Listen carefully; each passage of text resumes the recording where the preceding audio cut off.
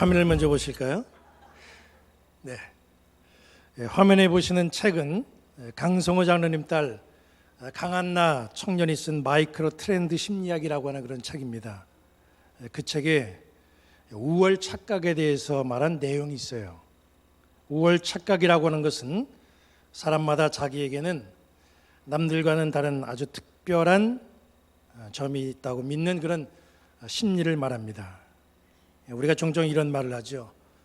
다른 건 몰라도 나는 이것만큼은 자신 있어. 이것만큼 내가 누구보다도 잘해. 이런 심리를 말하는 거예요. 우리에게는 각자 자기 안에 우월감이 자리하고 있어서 자기가 평균적인 사람이라고 생각하는 것을 꺼려하는 그런 심리가 있다고 합니다. 그 책을 보면 미국 오하이오 주립대학교에서 흥미있는 실험을 한 것이 나옵니다. 실험에 참가한 자들에게 화면을 보여주고 화면에 나온 점의 개수를 세도록 하는 그런 실험이에요. 실험에 참가한 자들이 화면에 보이는 점을 열심히 셉니다. 그런데 개수를 다 세기도 전에 화면을 빨리 전환시켰습니다. 그리고 화면에 나온 점의 개수를 알려줍니다.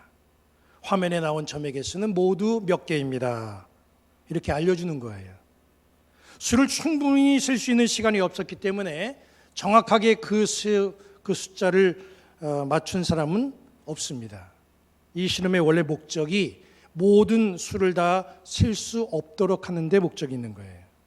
결과를 보면 실험에 참가한 사람 절반은 원래 개수보다 많이 셌습니다. 그리고 절반은 또 원래 숫자보다 적게 셌습니다. 그리고 실험에 참가한 자들에게 다음과 같이 말했어요. 원래 80%가량의 보통 사람은 습관적으로 원래 수보다 적게 셉니다. 나머지 20%의 아주 특별한 사람만 습관적으로 원래 개수보다 적게 셉니다. 이렇게 말했더니 원래 수보다 많이 센 사람들이 자존심에 아주 큰 타격을 입었다고 그래요. 자기가 그저 그런 대다수 80%에 속한 사람이었다고는 사실이 굉장히 실망스러웠던 겁니다. 이런 심리가 바로 우월 착각이에요. 자기와 똑같은 옷을 입은 사람을 만나면 기쁘고 반갑다 이런 생각보다는 굉장히 당황스럽고 창피스러운 마음이 드는 이유는 바로 우월 착각하는 심리 때문에 그렇습니다. 한정 판매, 1등석, VIP 이런 것들이 우월 착각의 심리를 이용한 상업 전략이에요. 교회도 우월 착각에서 자유롭지 못합니다. 교회의 자랑을 다른 교회보다 우월하다는 그런 것에서 찾으면 큰일 나요. 그런데 간혹 비교 우위를 내세우려고 하는 그런 교회들을 봅니다. 특히 교회 연합 행사를 하게 되면 많은 교회가 함께 모여서 어떤 특정한 교회에 모여서 행사를 치르는데 그 주최하는, 주관하는 그 교회는 어떻게 하면 우리의 이 교회를 당신네들 교회가 차별이 있다라는 것을 좀 자랑할까 하는 그런 모습들이 많이 나타나고 있어요. 이것저것 보여주면서 굉장히 자랑하려고 합니다. 내일 우리 교회에서 제22회 우리 부평 동지방회가 열립니다. 그래서 다른 교인들도 이 자리에 많이 참석을 해요. 우리 교회를 자랑하는 수단으로 그 시간을 우리가 삼지 말고 우리는 그 시간을 섬김에 주력해야 될 줄로 믿습니다. 그것이 주님이 기뻐하시는 참 교회의 모습인 줄로 믿습니다. 오늘 우리가 읽은 이 사대교회 그리고 앞으로 읽을 라오디게아 교회는 우월 착각 속에 빠져 있었던 교회입니다. 화면에 보시는 것이 사대 지역이에요. 자기들이 신앙적으로 상당히 우월한 차별화된 살아있는 교회다 그렇게 생각하고 우월 착각을 보였습니다. 무엇이 사대교회로 하여금 이렇게 우월 착각에 빠지게 했을까요? 사대교회가 우월 착각에 빠져가지고 살아있는 교회다라고 이렇게 자신했던 데는 분명한 이유가 있습니다. 우리가 지금까지 초대교회, 이 계시록에 나와 있는 초대교회를 쭉 살펴봤는데 그 교회들을 보면 굉장히 심한 박해, 핍박이 있었다 하는 것을 우리가 살펴봤죠. 교인들이 잡혀가서 막 처형되는 그런 교회가 있었습니다. 이단 사상과 사탄의 공격으로 이 교회 내부가 굉장히 혼란스러운 그런 교회들이 있었어요. 교회가 내적으로 외적으로 박해와 고난에 시달리고 있었다는 거죠. 그런데 그런 교회에 비해서 이 사대교회를 보면 사대교회는 달랐다는 거예요. 사대교회는 거의 박해가 없었어요. 그 흔한 이방 신전도 비교적 적은 곳이었습니다. 그 옛날 바사제국의 고레스가 300년간 이 지역을 통치했을 때에 군사시설을 거의 다 철거하고 이 도시를 향락적인 도시로 바꿔버렸습니다. 사대 지역은 이 전쟁과 경무에 시달리는 사람들이 쉴 수 있는 휴양지, 쉼터로 그렇게 자리를 하게 됐어요. 그래서 사대교회는 박해 무풍지대입니다. 박해도 없고 박해가 없으니까 순교할 이유도 없어졌어요. 신앙생활하는데 무슨 걸림돌이 없어요. 니골라당도 없고 황제를 숭배하라고 강요도 안 합니다. 박해나 문제가 없고 평안하니까 사대교회는 생각했어요. 야, 우리 교회는 다르구나. 우리 교회는 살아있는 교회구나. 이렇게 착각을 한 거예요. 옆에 있는 교회들, 옆 지역에 있는 그런 교회들 보니까 막 박해로 인하여서 교회 내부의 문제로 인하여서 굉장히 교회가 시끄럽고 막 싸우고 난리가 났는데 이 사대교회는 가만히 보면 조용하고 평온하니까 그 교회하고 자연히 비교하게 되잖아요. 그걸 비교해 보면서 우리는 문제가 없는 차별화된 교회다, 우월의식을 갖게 됐다는 거예요. 그런데 모든 일에 도전이 없으면 응전이 없습니다. 응전이 없으면 발전도 없어요. 그래서 마귀는 이런 아주 잠잠한 분위기를 굉장히 좋아합니다. 마귀는 우리를 늘 살펴보는데 상황을 보고 우리를 공격하려고 해요. 계시록에 나와 있는 7교회를 놓고 봐도 그렇습니다. 마귀의 공격 방법을 보면 다양했어요. 서머나 빌라델비아 교회를 보면 외부의 박해를 통해서 공격했습니다. 에베소 교회, 버가모 교회, 두아디라 교회를 보면 내부의 문제, 즉 이단의 문제나 아니면 교리 논쟁 등을 통해서 교회를 시끄럽게 하고 혼란스럽게 만드는 그런 공격을 택했어요. 사대교회나 라오디게아 교회는 풍요로운 좋은 환경, 이것을 내걸고 그걸 통해서 공격을 해왔습니다. 마귀는 교회의 상황과 형편을 가만히 살펴본 다음에 거기에 맞게 맞춤형으로 공격을 합니다. 이 시대도 마찬가지예요. 이 시대에 우리를 공격해오는 마귀의 방법도 그 옛날 초대교회의 방법과 다를 바가 없어요. 서머나 교회, 빌라델비아 교회 같이 외부의 박해로 공격해올 수가 있습니다. 에베소 교회나 버가모 교회나 두아디라 교회처럼 교회 내부의 문제를 일으켜가지고 그렇게 공격을 해올 수 있어요. 또 사대교회나 라오디게아 교회 같이 외적으로 풍요롭고 좋은 조건을 통해서 우리에게 공격을 해올 수가 있습니다. 우리가 경계해야 될 가장 위험한 마귀의 공격 방법이 뭔가? 그것은 풍요와 좋은 환경 등으로 공격해오는 그런 공격 방법이에요. 우리는 고난과 시련이 없으면 복받았다고 얘기하죠. 교회가 크면 다른 교회보다 상당히 우월한 교회라 그렇게 착각합니다. 사대교회가 그랬어요. 사대교회는 교회에 별 문제가 없었기 때문에 우리는 살아있는 교회다 그렇게 자신했습니다. 그러나 주님은 사대교회를 우리의 보는 시각과 다르게 보셨어요. 주님이 사대교회를 어떻게 보시고 진단했습니까? 본문 1절에 이렇게 나옵니다. 내가 살았다는 이름은 가졌으나 죽은 자로다. 사대교회는 죽었대요. 죽었다는 진단을 주님이 내렸어요. 주님이 진단 내렸으니 틀림이 없는 거죠. 우리는 종종 언론을 통해서 밝혀지는 교회의 문제점들을 바라보고 접하게 됩니다. 또 그 속에서 일어난 많은 문제 있는 신앙인들의 모습도 봅니다. 그걸 보면서 나도 저런데? 내 모습이 저 모습인데? 이렇게 생각한 사람이 몇 명이나 있겠어요. 다 생각하기를 나는 저거하고는 다르지. 나는 아니야. 나는 달라. 다 이렇게 생각합니다. 심지어는 소리 높여서 막 비판을 함께합니다. 비판하는 목소리를 높이는 만큼 자기는 그런 쪽이 아니다라는 것을 자신하는 거죠. 그러나 그것이 나의 우월 착각일 수 있다는 거예요.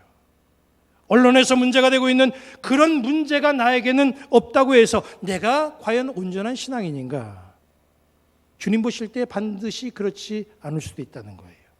주님 보실 때 내가 다른 부분에서 그와 비슷한 문제를 나타낼 수가 있고 그런 문제를 마음속에 지니고 있을 수 있다는 거예요.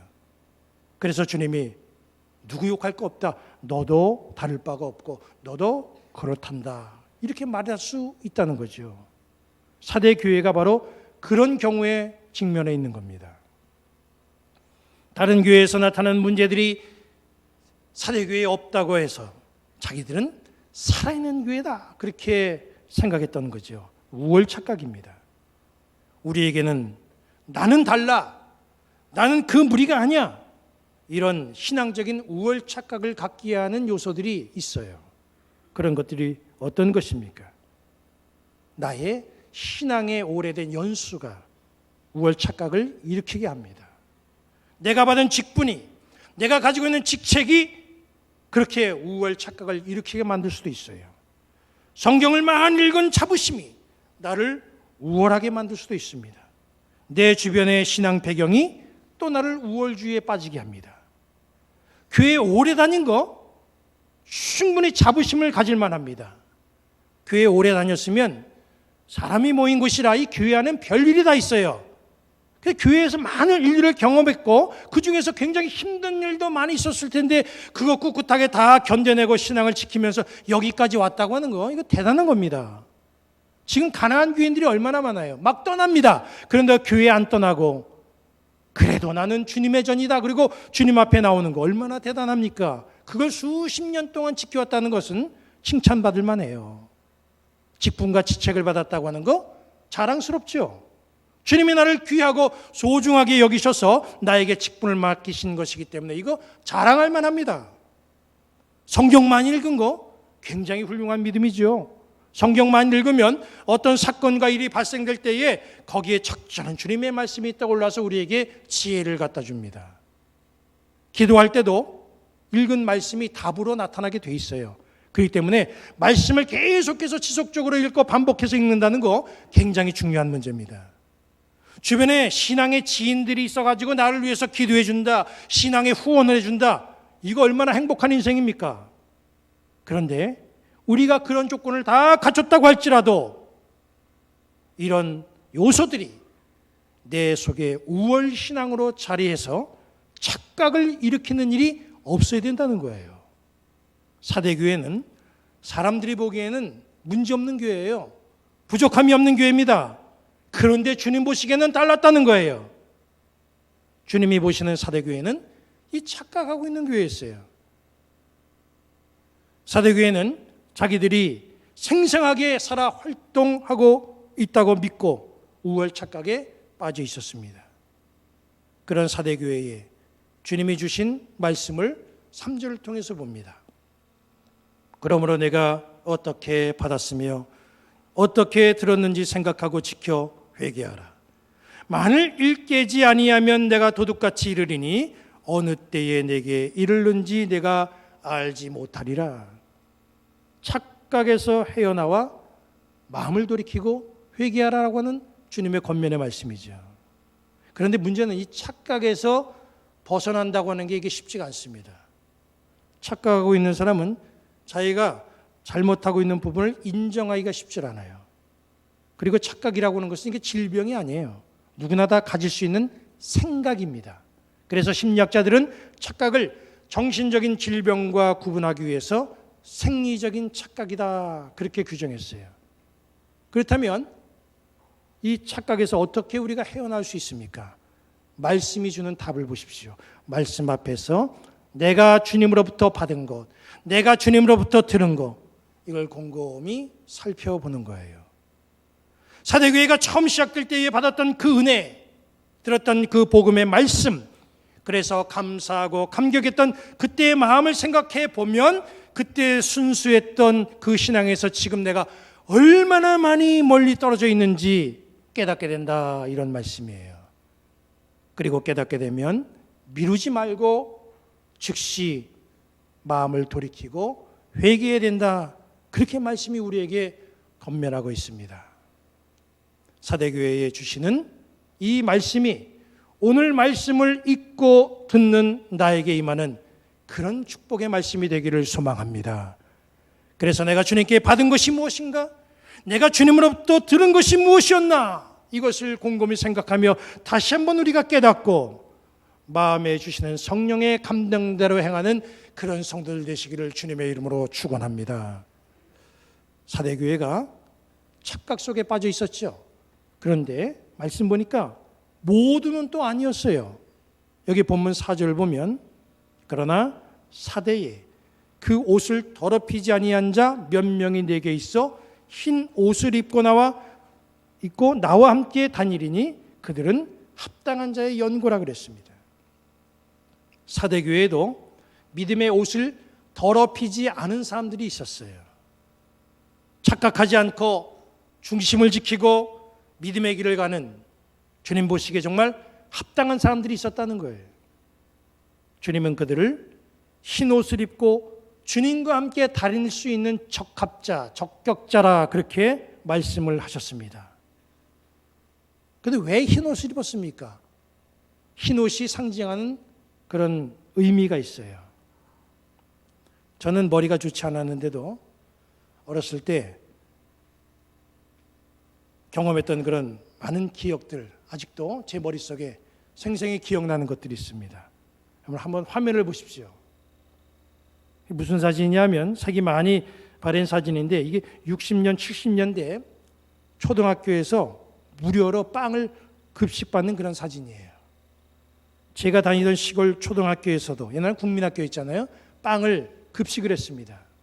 그런데 모든 학생들에게 다 빵을 준 게 아니라 생활 형편이 어려운 학생 중에서 각 학급에 할당된 그 빵을 주는 거예요. 그 당시에는 삼시세끼 다 못 먹는 아이들이 있어가지고 정부에서 급식빵을 지원하는 일이 있었습니다. 빵을 받아 먹을 수 있는 사람은 선생님이 그날 주관적으로 판단해서 결정을 해요. 저는 그 빵이 너무나 먹고 싶었어요. 근데 매번 탈락이에요. 집에 오면서 선생님이 무슨 주관적인 판단을 가지고 이 빵을 먹고 안 먹고를 결정해나. 선생님의 그 판단을 한번 곰곰이 생각해 봤습니다. 무엇을 기준으로 빵을 주는 것일까? 아무개는 맨날 빵을 받아 먹는데 나는 애 아닐까? 근데 가만히 생각해 보니까 빵을 받아 먹는 아이들의 공통점이 있었어요. 하나같이 옷이 더러운 거예요. 그래서 선생님이 우리가 입은 옷을 보고 생활 형편을 가늠하시는구나. 저는 즉시 실행에 옮겼습니다. 그 다음날 학교 갈 때부터 옷을 안 갈아입었어요. 어제 입었던 옷을 갈아입지 않고 그냥 갔습니다. 그리고 거기다가 더 업그레이드 시켜서 선생님의 눈도장을 확실하게 받기 위해서 옷을 아주 지저분하게 만들었어요. 계획은 성공했습니다. 여태까지 부르지도 않던 선생님이 저를 부르셔서 빵을 주시는 거예요. 이거였구나. 아주 신이 났습니다. 그 다음 날도 또 그 옷을 입고 학교 갔더니 역시 또 선생님이 빵을 주시는 거예요. 빵을 받아 먹기 시작한 지 3일째 되던 날 문제가 생겼습니다. 아침에 일어나서 학교를 가려는데 어머니가 물어보시는 거예요. 넌 왜 자꾸 그 더러운 옷을 입고 학교 가냐? 옷 갈아입고 가. 이 저에게는 청천벽력 같은 소리였습니다. 그 옆에 있던 누님이 전곡을 찔렀어요. 나 쟤 왜 저러는 줄 알아? 너 빵 받아 먹고 싶어서 그러는 거지. 누님이 대단해 보였어요. 이 은밀한 계획을 우리 누님이 어떻게 알았을까? 저는 우리 누님이 예언자인 줄 알았어요. 그렇게 생각할 수밖에 없었던 것이 그 즈음에 우리 교회에서 부흥회가 열렸는데 그 말을 하신 누님이 부흥회 때 입신을 했었거든요. 입신해가지고 반나절을 교회에서 누워 계셨었어요. 저는 그 영역이 지금 나한테 나타나고 있는 건가? 전 그렇게 생각했습니다. 들통났으니 어떻게 해요? 다 포기하고 다시 새 옷 입고 학교 갔더니 역시나 빵은 다른 아이의 몫으로 돌아갔습니다. 흰 옷은 깨끗함의 상징이지요. 온전한 형편을 뜻합니다. 주님 앞에 섰을 때에 우리의 형편은 흰 옷을 입은 형편 좋은 모습이 되어야 돼요. 흰 옷은 어떤 옷입니까? 영적인 옷을 말하는 거지요. 우리 모든 성도들 주님 앞에 섰을 때에 영적으로 흰 옷을 입은 영적 형편이 풍성한 그런 성도들 되시기를 축원합니다. 그렇게 되기 위해서는 신앙인으로 이 땅을 사는 동안 영적 착각에서 벗어나야 됩니다. 나의 신앙 이력에 고무되지 말고 날마다 내 모습을 말씀의 거울 앞에 서서 점검해 봐야 돼요. 말씀의 거울을 보다가 행여 우월착에 빠져있는 그런 나의 부족한 모습이 발견된다고 한다면 사대 교회에 주신 말씀을 마음속에 담아서 즉시 마음을 돌이키고 회개하는 역사가 있기를 바랍니다.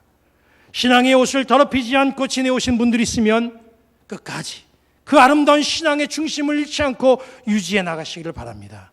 그래서 우리 모든 성도들 흰옷 입은 자가 되시고 이름이 생명책에 기록되시고 하나님 앞에 섰을 때에 그 이름이 호명되는 복된 성도들 되시기를 주님의 이름으로 간절히 축원합니다.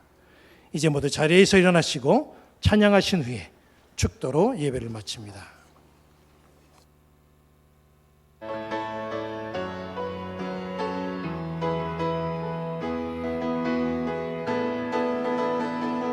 그날이 도적같이 이를 줄 너희는 모르느냐. 늘 깨어 있으라 잠들지 말아라 주님과 동행하라. 항상 기뻐하라 쉬지 말고 기도하라 범사에 감사하라.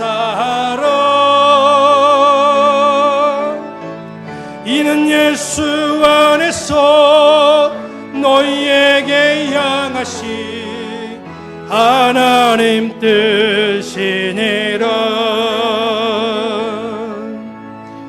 평강의 하나님이 너희를 거룩하게 하시고 온몸과 영혼이 주 오실 그날에 흠없디 원하노라. 항상 기뻐하라 쉬지 말고 기도하라 범사에 감사하라.